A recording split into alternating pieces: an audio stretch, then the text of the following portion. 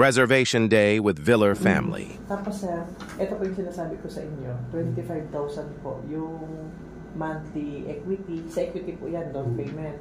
Tapos sir, ito 21 dapat, pero ginawa din yung 20 years, kaya 25. Nung una pong pinanisan ko sa inyo, ito ay nasa 36 plus. Kaya malaki po yung na-discount ninyo.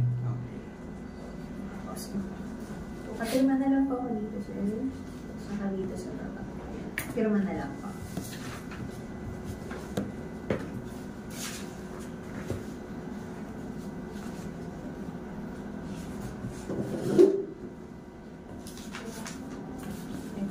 So, ito po yung ating unit po, Block 4, Lot 19. Yan po siya. Ito po yung entrance na ating subdivision po.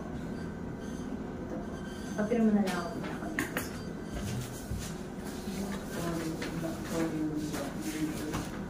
Block 4, Lot 19.